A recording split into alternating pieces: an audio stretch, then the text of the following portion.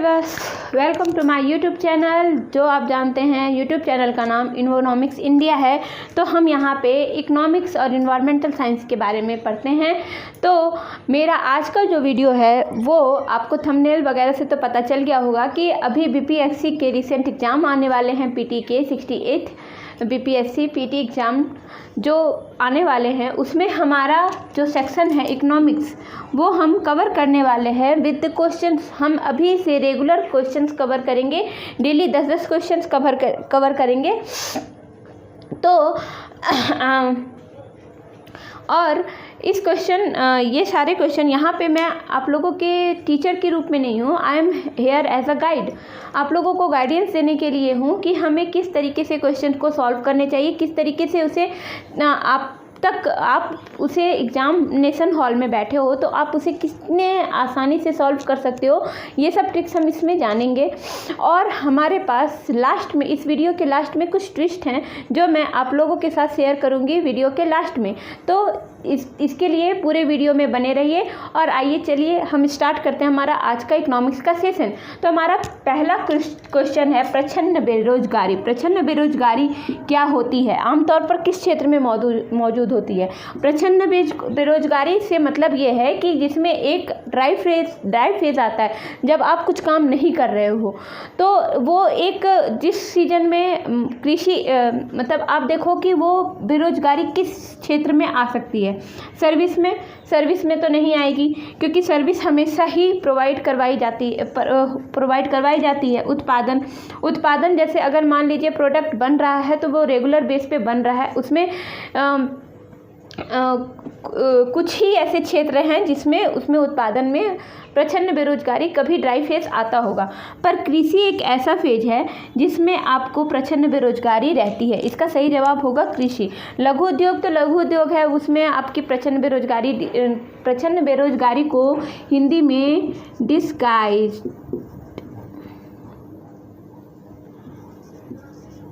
Disguised unemployment कहते हैं English में। तो डिस्गाइज अनएम्प्लॉयमेंट जो है वो किस क्षेत्र में होगी? कृषि क्षेत्र में। इसका सही जवाब कृषि होगा। क्यों? क्योंकि कृषि एक ऐसा सर्विस सेक्टर है या ऐसा एक सेक्टर है जिसमें ड्राई फेज आना निश्चित है। क्योंकि हर तरफ की जो हमारी इन्वायरमेंट है, हमारा कौन से फसल के लिए कौन सा तापमान, कौन सा क्षेत्र ज़रूरी है, किस क्षेत्र में कौन सी फसल होती है, और उसके अलावा उस क्षेत्र में हम दूसरी फसल नहीं उगा सकते क्योंकि हमारी दशाएं वैसी नहीं रहती हैं। उस फसल के अकॉर्डिंग हमें क्लाइमेट नहीं मिलता है वहाँ पे इसलिए हम उस जगह पे एक निश्चित जगह होती है उस फसल के लिए, तो उस फसल को उसी जगह पे उगाया जा सकता है, उसके साथ हम कुछ छेड़छाड़ नहीं कर सकते हैं। तो जहाँ पे गेहूँ उगाया जा सकता है वहाँ पे गेहूँ ही उगेगी, जहाँ चावल उगाया जा सकता है वहाँ पे चावल ही उगेगी। तो गेहूँ के क्षेत्र में हमको चावल अगर उगाना होगा तो चावल के लिए पानी की आवश्यकता ज़्यादा होती है, धान लगाने के लिए पानी की आवश्यकता ज़्यादा होती है। तो जहाँ पे पानी नहीं पहुँच सकता है, जहाँ पे पानी की मात्रा कम होगी, वहाँ पे हम चावल का उत्पादन नहीं कर सकते हैं। तो पठारी इलाकों में आप सोचो कि चावल का उत्पादन बहुत कम मात्रा में होती है, गेहूं के लिए पानी कम चाहिए होती है, तो उसके लिए हम पठारी इलाकों में गेहूं का उत्पादन कर सकते हैं। तो ऐसे ही दशाओं की वजह से कृषि में एक ड्राई फेज होता ही होता है। और चूंकि मिट्टी को भी उर्वरकता दी जाने के लिए थोड़े दिनों के लिए उसे छोड़ दी जाती है, तो ड्राई फेज इसमें एक कृषि में ही आती है, इसलिए इसका सही जवाब कृषि होगा। चलिए हम अपना नेक्स्ट क्वेश्चन की ओर बढ़ते हैं। हमारा दूसरा क्वेश्चन क्या होगा, आइए देखते हैं।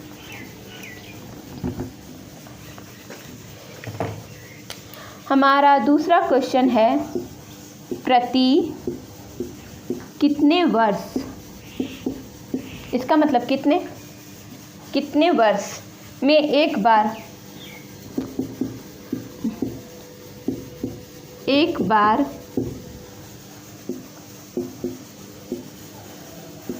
रिजर्व बैंक के परामर्श से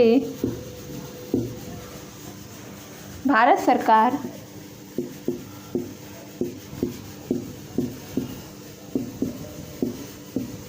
स्फीति लक्ष्य निर्धारित करती है।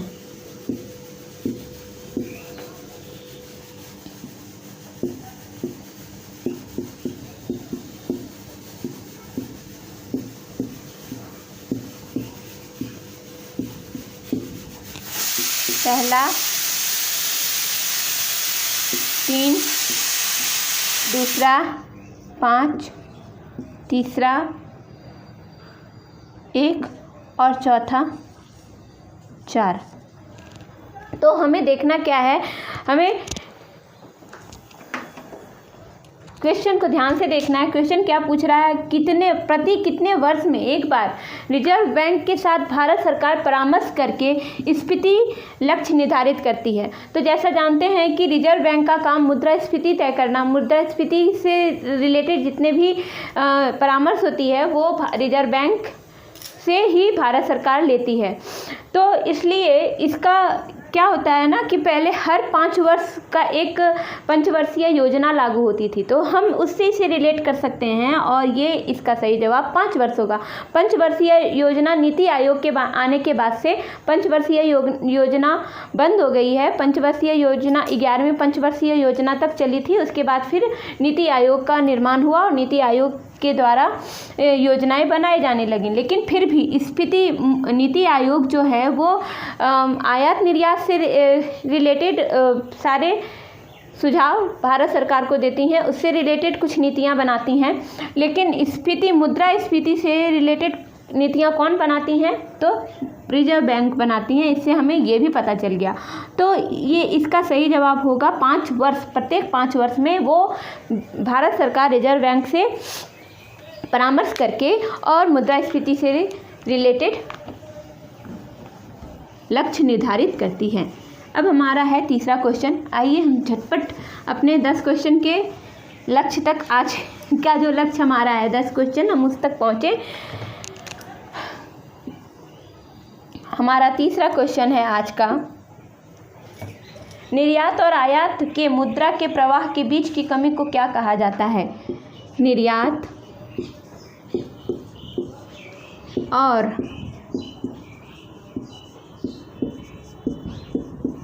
आयात के मुद्रा के बीच की कमी को, मुद्रा के बीच की कमी को क्या कहा जाता है।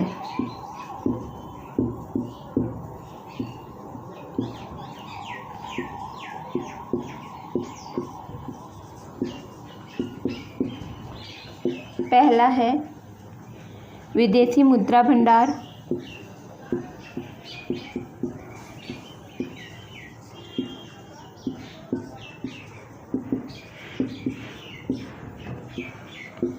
दूसरा है राजकोषीय घाटा,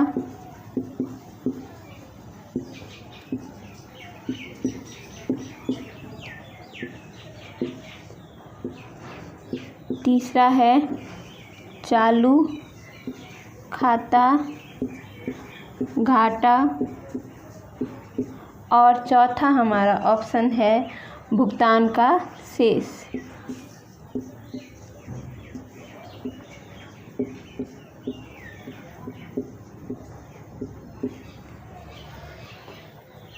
चलिए क्वेश्चन है, इस पे ध्यान देते हैं। इसका कीवर्ड क्या है, निर्यात और आयात। हाँ, एक बात है, ये क्वेश्चन को देखने का नज़रिया हमारा कैसा होना चाहिए, हमें पहले उसके कीवर्ड पे ध्यान देना होगा कि क्वेश्चन पूछ क्या रहा है। हम क्या करते हैं, क्वेश्चन को बहुत जल्दी पढ़ लेते हैं और क्वेश्चन को पढ़ करके उसका आंसर देने की हमें बहुत जल्दी रहती है, क्योंकि हमारे पास एग्जाम हॉल में टाइम नहीं होता है, टाइम लिमिटेशन होता है। तो हमें क्या करना है, क्वेश्चन पढ़ना है, क्वेश्चन के कीवर्ड को ध्यान में रखना है कि क्वेश्चन का कीवर्ड क्या पूछ रहा है। तो कीवर्ड क्या है, निर्यात और आयात है। निर्यात और आयात की मुद्रा के बीच की कमी, मुद्रा में निर्यात और आयात के बीच की कमी को क्या कहा जाता है। तो विदेशी मुद्रा भंडार कहा नहीं जाता है, क्योंकि विदेश से आने वाली जो मुद्रा होती हैं, जो उसका भंडारण होता है, उसको विदेशी मुद्रा भंडार कहते हैं। राजकोषीय घाटा भी नहीं कहते हैं, क्योंकि राजकोष में सब चीज़ों को केवल निर्यात और आयात ही नहीं, उसमें सारी चीज़ें ली जाती हैं। इन्फ्लेशन है, मतलब महंगाई है, बहुत सारी चीज़ें उसमें फैक्टर करती हैं। चालू खाता क्या होता है? आयात और निर्यात जो है वो आपके चालू खाते से रिलेटेड होता है। तो इसका सही आंसर होगा चालू खाता घाटा। भुगतान का शेष तो नहीं होगा, क्योंकि जब हम कुछ चीज़ खरीदते हैं, आयात करते हैं और उसमें हम पैसा देते हैं, तो फिर हम निर्यात उसको नहीं करते हैं। आयात निर्यात में भुगतान का शेष नहीं होता है। भुगतान जब हम पे कर देते हैं उसके बाद जो बचा होता है उसे भुगतान का शेष कहते हैं। तो भुगतान का शेष भी इसमें नहीं होगा। तो 1, 2, 3 तो हमारी कट हो जाती हैं, और इसमें 1, 2 और 4 हमारी कट हो जाती हैं। तो सही आंसर होगा 3। क्वेश्चन नंबर 3 का सही आंसर है 3।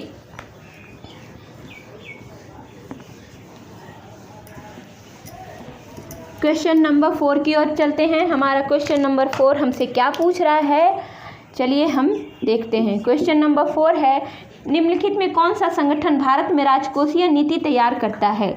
अभी मैंने बात की थी, डिस्कस की थी, अभी फिर से वही क्वेश्चन आ गया है। चलिए देखते हैं। निम्नलिखित में से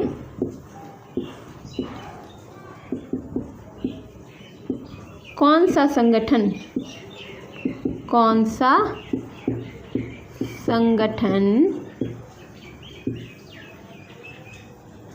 भारत में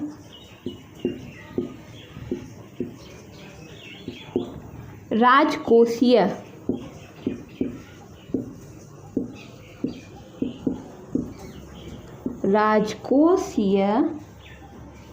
नीति तैयार करता है?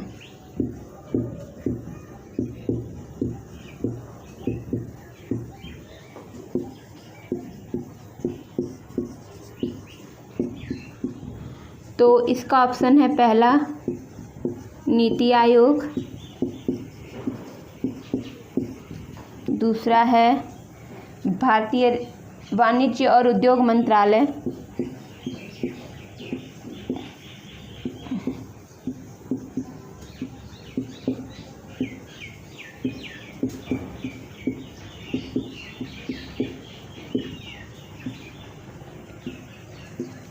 तीसरा है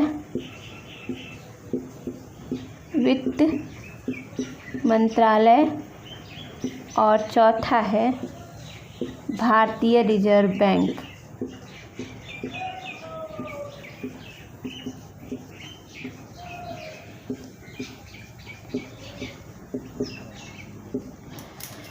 चलिए अब हम लोग डिस्कस करते हैं। इसका हम कीवर्ड देखते हैं कौन कौन सा है। इसमें भारत, मतलब संगठन पूछ रहा है भारत में जो राजकोषीय नीति तैयार करता है। राजकोषीय नीति यानी कि पूरे राज्य का। अब हमने प्रस्तावना में भी पढ़ा है कि हमारा भारत एक स्टेट है, यूनियन ऑफ स्टेट्स। तो ये राजकोषीय और उसका जो कोष होता है उसे हम राजकोषीय कहते हैं, राजकोष कहते हैं। तो राजकोष का नीति कौन संगठन तैयार करता है? तो नीति आयोग, मैंने पहले ही बोला था कि ये आयात निर्यात, ये हमारा थिंक टैंक है जी। इसको हम क्या कहते हैं? ये थिंक टैंक है। ये सोचता है कि हम क्या कर सकते हैं, क्या नहीं कर सकते हैं। ये हमारा थिंक टैंक है। वाणिज्य और उद्योग मंत्रालय जो है सो आयात निर्यात से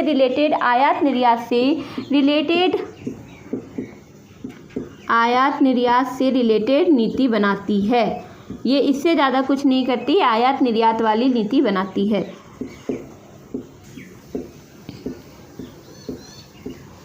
फिर भारतीय रिजर्व बैंक के बारे में, भारतीय रिजर्व बैंक के बारे में मैंने बताया, ये मुद्रास्फीति से रिलेटेड नीति बनाती है। इसका काम मौद्रिक नीति बनाना है, मुद्रास्फीति से रिलेटेड या मौद्रिक नीति बनाना है। ठीक है, तो सारी जो राजकोषीय नीति हैं वो कौन बनाती हैं? तो वित्त मंत्रालय। वित्त मंत्रालय इसका सही जवाब होगा, चौथा का हमारा। आई होप कि आप लोगों को समझ में आ रहा हो। अब हम अपने 5वें क्वेश्चन की ओर बढ़ते हैं। हमारा 5वां क्वेश्चन हमसे क्या पूछ रहा है, जो कि बीपीएससी के हिसाब से, क्योंकि बीपीएससी में बिहार और भारत सरकार के इकोनॉमिक्स से रिलेटेड क्वेश्चन आते हैं, जो आप लोगों ने सिलेबस में देख ही रखा होगा। तो हम इसे रेगुलर डिस्कस करने वाले हैं, तो हम अब आपको भारत का बजट और बिहार के बजट के बारे में भी इंफॉर्मेशन देंगे, उससे रिलेटेड क्वेश्चन भी लाएंगे, और हमारे जो इन्फ्लेशन चार्ट हैं ये सबसे भी रिलेटेड क्वेश्चन जो हमारे इकोनॉमिक्स बीपीएससी के प्रोस्पेक्टस से इकोनॉमिक्स के इम्पॉर्टेंट क्वेश्चन है वो हम आप लोगों के साथ अभी जब तक एग्ज़ाम्स नहीं होते हैं तब तक हम डिस्कस करेंगे। तो मेरे साथ ऐसे क्वेश्चन जानने के लिए बने रहिएगा, हमारे चैनल को सब्सक्राइब और लाइक ज़रूर कीजिएगा। तो हमारा 5वां क्वेश्चन है, मुद्रा आपूर्ति में वृद्धि से वस्तुओं और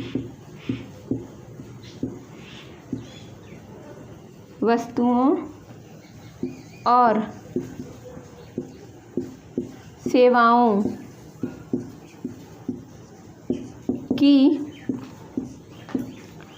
मांग में वृद्धि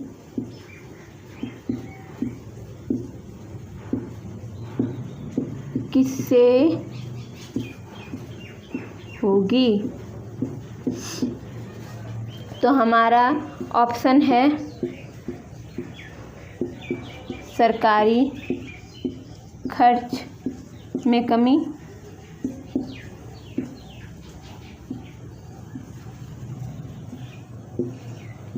ब्याज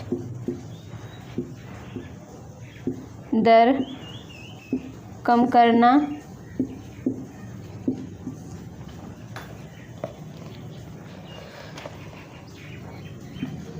जिससे निवेश खर्च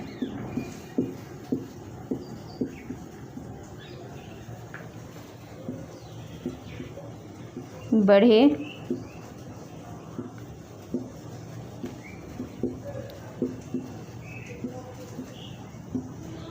ब्याज दर बढ़ाना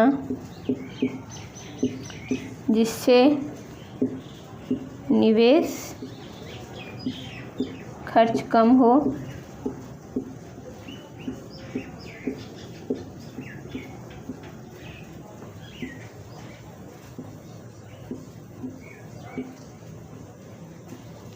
और चौथा है वस्तुओं और सेवाओं पर सरकारी खर्च बढ़ाना। वस्तुओं और सेवाओं पर सरकारी खर्च बढ़ाना। तो क्वेश्चन फिर से देखते हैं। क्वेश्चन क्या है? मुद्रा आपूर्ति कैसे होगा? उसमें वृद्धि अगर करना है तो हमें क्या करना होगा? वस्तुओं और सेवाओं की मांग में वृद्धि किससे होगी? मुद्रा आपूर्ति में वृद्धि से वस्तुओं और सेवाओं की मांग में वृद्धि किससे होगी? हमें क्या करना होगा कि वस्तुओं और सेवाओं की मांग में वृद्धि हो, जिससे मुद्रा आपूर्ति अगर में वृद्धि हो गई है तो वस्तुओं और सेवाओं की मांग में वृद्धि किससे होगी? तो सरकारी खर्चे में अगर हम कमी कर देते हैं तो क्या होगा? सरकारी खर्चे में हमें कमी कर देते हैं तो सरकार जो भी कर्मचारी हैं, रिलेटेड लोग हैं, उन लोगों के खर्चे में भी कमी आएगी, उन लोगों की सैलरी में भी कमी आएगी, बेरोजगारी थोड़ी ज़्यादा बढ़ जाएगी। फिर दूसरा ऑप्शन हमारे पास है ब्याज दर कम करना जिससे निवेश खर्च बढ़े। तो ये एक ऑप्शन हो सकता है कि ब्याज दर में अगर हम इंटरेस्ट रेट में हम अगर कमी करते हैं तो लोग ज़्यादा निवेश करेंगे और ज़्यादा मतलब लोन लेंगे और ज़्यादा उसका मतलब क्योंकि हम ब्याज ज़्यादा ले नहीं रहे हैं तो ब्याज ज़्यादा नहीं लेने की वजह से लोग उसमें ज़्यादा पैसा लगाएंगे क्या मतलब ज़्यादा अमाउंट लेंगे और फिर वो चुकाएंगे। तो जितना ज़्यादा वो निवेश करेंगे उतना ज़्यादा हमारा फ़ायदा होगा। तीसरा है ब्याज दर बढ़ाना जिससे निवेश खर्च कम हो।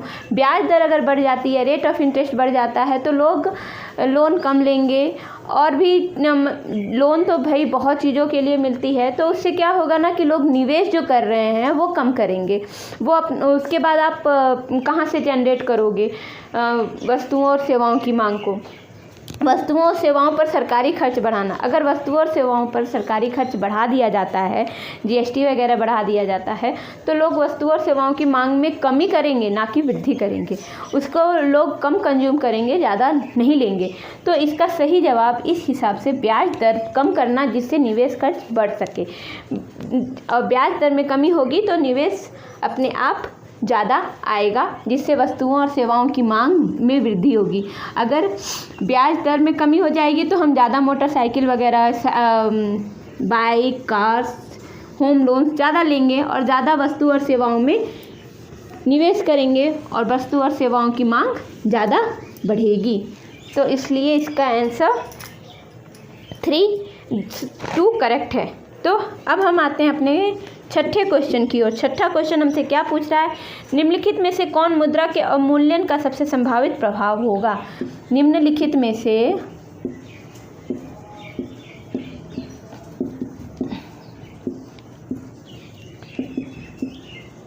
कौन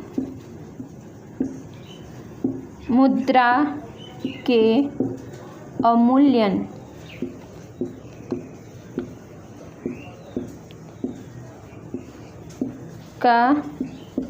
सबसे संभावित प्रभाव होगा?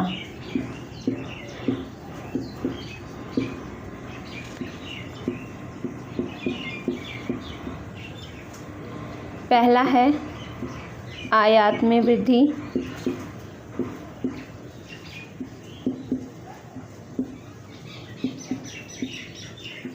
दूसरा है निर्यात में वृद्धि,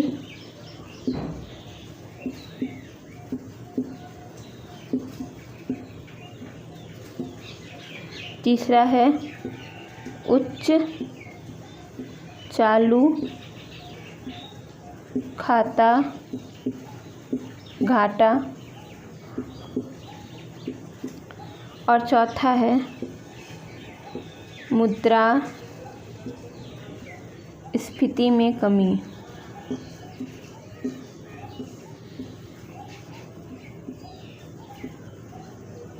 क्वेश्चन हमारा क्या पूछ रहा है? निम्नलिखित में से कौन मुद्रा के अवमूल्यन का सबसे संभावित प्रभाव होगा?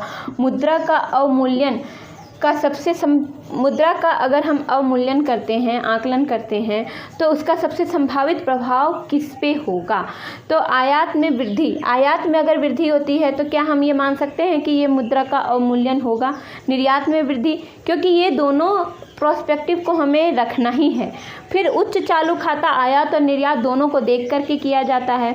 तो सब ऑल टोटल मुद्रा का अवमूल्यन जो है सो मुद्रास्फीति में कमी से होगा। इसका सही जवाब मुद्रास्फीति में कमी होगा। अवमूल्यन के प्रोस्पेक्ट क्या क्या हैं? चलिए हम अवमूल्यन के प्रोस्पेक्ट देख लेते हैं कि मुद्रा का अवमूल्यन किन आधार पर किया जाता है। विदेशी ग्राहकों के लिए निर्यात सस्ता है, फिर आयात अधिक महंगा है। विदेशी मुद्रा का अवमूल्यन मतलब कि किस देश के हिसाब से हमारे देश की मुद्रा कितनी है। जैसे कि अगर $1 अभी हमारे 70 रुपीज़ के इक्वल हो गया है, तो ये मुद्रा का अवमूल्यन कैसे होता है? मुद्रा का अवमूल्यन के लिए क्या क्या प्रोस्पेक्टिव हम लोग देखते हैं कि किससे हम मुद्रा का अवमूल्यन करते हैं। तो विदेशी ग्राहकों के लिए निर्यात सस्ता है और आयात अधिक महंगा है। मतलब निर्यात अगर वो यहाँ पे सामान भेजते हैं तो उनके लिए सस्ता है, और यहाँ से सामान मंगवाते हैं तो वो उन लोगों के लिए महंगा है। ये दोनों चीज़ें मुद्रा का अवमूल्यन करती हैं। तीसरा प्रोस्पेक्ट क्या है? कम अवधि के लिए मुद्रास्फीति उच्च विकास और निर्यात की बढ़ती मांग का कारण होता है। उच्च विकास और निर्यात की बढ़ती मांग का मुद्रास्फीति में कमी जो है वो कारण होता है कम अवधि के लिए। तो इसीलिए इसका मुद्रा का अवमूल्यन हम का संभावित प्रभाव किस पे होगा? मुद्रास्फीति में कमी पे होगा। मुद्रास्फीति कम होती जाएंगी। अब आगे क्वेश्चन है, क्वेश्चन नंबर 7।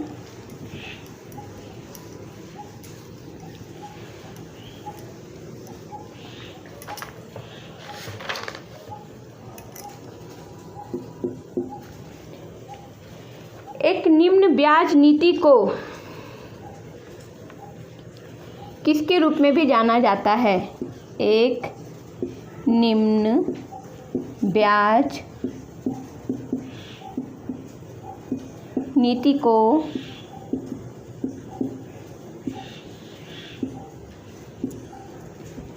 के रूप में भी जाना जाता है।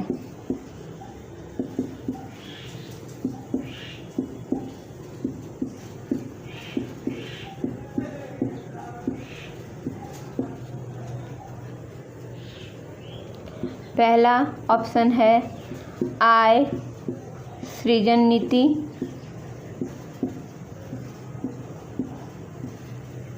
दूसरा निवेश नीति, तीसरा सस्ती ऋण नीति,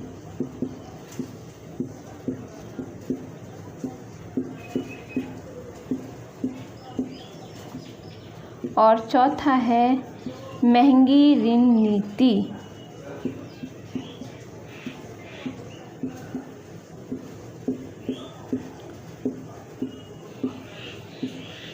अब इस क्वेश्चन में देखो कि एक निम्न ब्याज नीति को और क्या कहा जा सकता है, किसके नाम से और किसके नाम से जाना जा सकता है। तो आय सृजन नीति, आय तो अगर निम्न ब्याज नीति है, ब्याज की जो परसेंटेज है, रेट है, वो कम है, तो उसका आय से तो कोई लेना देना है नहीं। भारत सरकार को उससे क्या मतलब, उससे आय तो होगी नहीं, क्योंकि ब्याज कम है तो उसका रेट ऑफ इंटरेस्ट कम है, तो उनकी आय में भी कमी आएगी। निवेश नीति कह सकते हैं, पर उतना सटीक नहीं होगा जितना सटीक सस्ती ऋण नीति होगी। तो इसका सही जवाब होगा कि निम्न ब्याज नीति को हम सस्ती ऋण नीति से भी कह सकते हैं, क्योंकि महंगी ऋण नीति तो कहेंगे नहीं भाई, निवेश नीति कहते हैं, लेकिन निवेश नीति से ज़्यादा सटीक सस्ती ऋण नीति होगा। तो इसका सही जवाब होगा सस्ती ऋण नीति।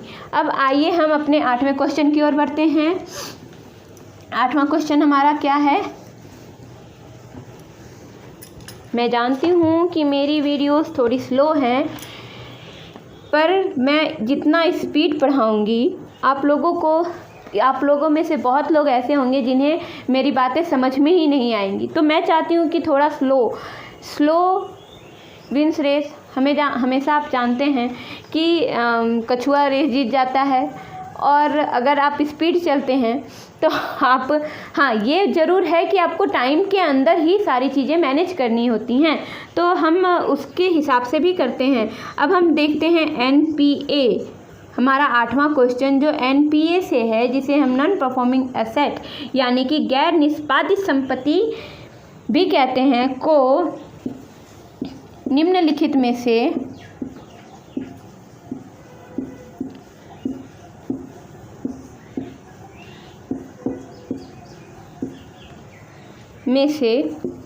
किस श्रेणी में वर्गीकृत किया जाता है?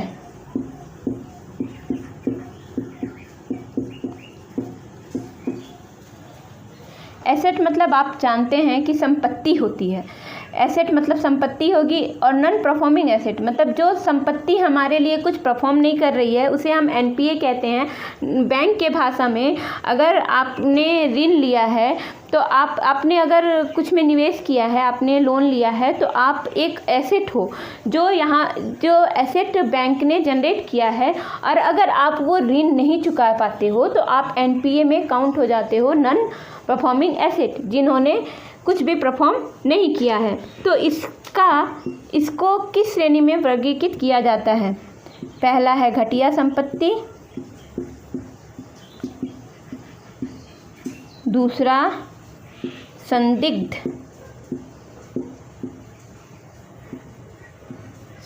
संपत्ति,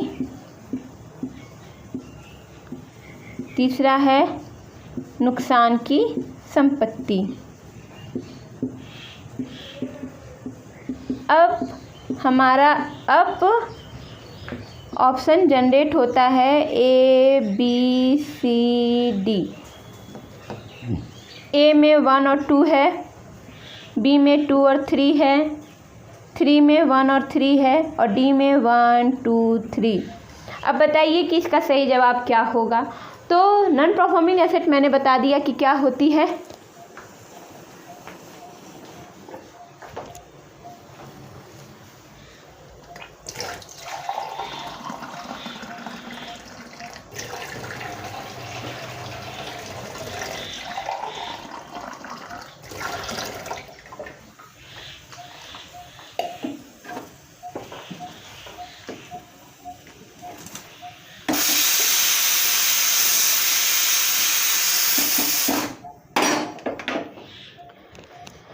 ये नॉन परफॉर्मिंग एसेट मैंने बताया तो उसे हम किस नाम से जान सकते हैं? घटिया संपत्ति भी कह सकते हैं, संदिग्ध संपत्ति भी कह सकते हैं और नुकसान की संपत्ति भी कह सकते हैं। घटिया संपत्ति इसलिए क्योंकि वो परफॉर्म ही नहीं कर रहा है। संदिग्ध संपत्ति इसलिए क्योंकि वो फिर से परफॉर्म नहीं कर रहा है। परफॉर्म नहीं कर रहा है तो वो परफॉर्म करेगा नहीं करेगा, वो कन्फ्यूजन में है, तो वो संदिग्ध संपत्ति है। और अगर वो परफॉर्म नहीं करता है तो वो नुकसान की संपत्ति है। तो इसलिए इसका सही जवाब होगा डी 1 2 3। तीनों ही नाम से उसे वर्गीकृत, तीनों ही श्रेणी में उसे वर्गीकृत किया जा सकता है। तो अब आगे चलते हैं हम हमारा 9th नंबर क्वेश्चन की ओर। हमारा 9th नंबर क्वेश्चन क्या पूछ रहा है हमसे? प्रबंधन के लिए जिम्मेदार हैं। प्रबंधन के लिए कौन जिम्मेदार हैं? प्रबंधन यानी कि मैनेजमेंट के लिए कौन जिम्मेदार है?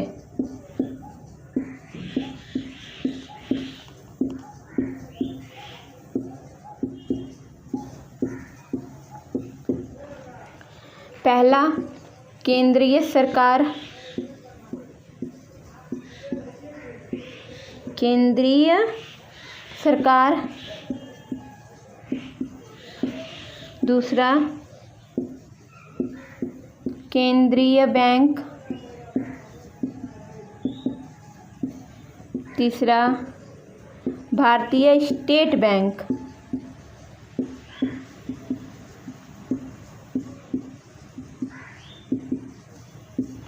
और चौथा, वित्त मंत्रालय। क्वेश्चन क्या है? प्रबंधन यानी कि मैनेजमेंट के लिए कौन जिम्मेदार है? मैनेज कौन करता है? केंद्रीय सरकार? नहीं, केंद्रीय सरकार तो नीति बनाती है। वो नीति बनाती है, नीति बनाने का काम है उनका। वो नीति बना दी, अब उसको वो कैसे लागू होगा, कैसे चलेगा, उसका प्रबंधन कौन करेगा? तो भारतीय रिजर्व बैंक नहीं है, ये स्टेट बैंक है, ध्यान रहे। भारतीय स्टेट बैंक आपका स्टेट बैंक यानी कि सारे स्टेट के जो बैंक हैं वो। वित्त मंत्रालय भी नीति ही बनाती है, तो वो तो इसको ये कर नहीं सकती है। तो इसका सही जवाब होगा केंद्रीय बैंक। जितने सेंट्रल बैंक हैं सारे सेंट्रल बैंक प्रबंधन के लिए जिम्मेदार हैं, प्रबंधन के लिए जिम्मेदार हैं। अब हमारा लास्ट क्वेश्चन है क्वेश्चन नंबर 10। क्वेश्चन नंबर 10 हमसे क्या पूछता है? बैंक की पूंजी का अनुपात उसकी संपत्ति के रूप में जाना जाता है। बैंक की पूंजी का अनुपात उसकी संपत्ति के रूप में जाना जाता है। ऑप्शन है हमारे पास वैधानिक तरलता अनुपात,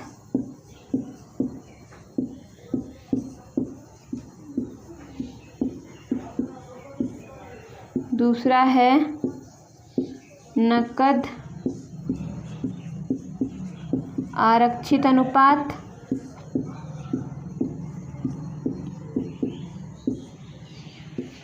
तीसरा है पूंजी पर्याप्तता अनुपात और चौथा है ऋण इक्विटी ऋण इक्विटी अनुपात।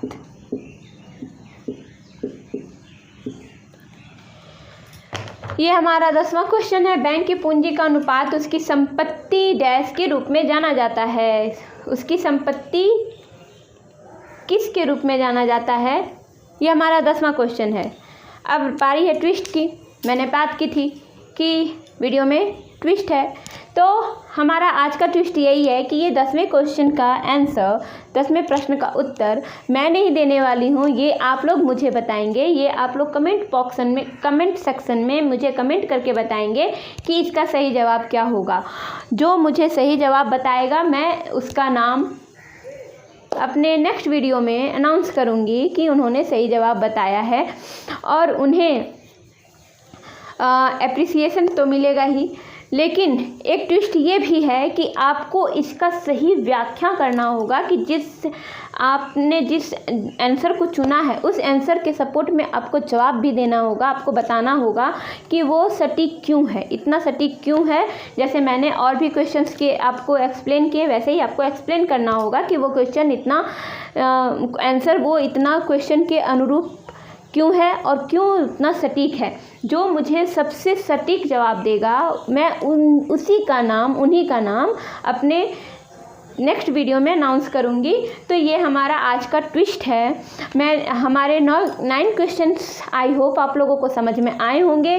तो मेरे साथ ऐसे ही बने रहिए, और अगर आप लोगों को मेरा वीडियो पसंद आया होगा तो please like share and subscribe ज़रूर करें, और थंबनेल मतलब वो नोटिफिकेशन वाली बटन को दबाना ना भूलें उसे, ताकि मेरा जब भी वीडियो अपलोड हो आप लोगों तक पहुंच जाए और आप लोग उसे देख सकें।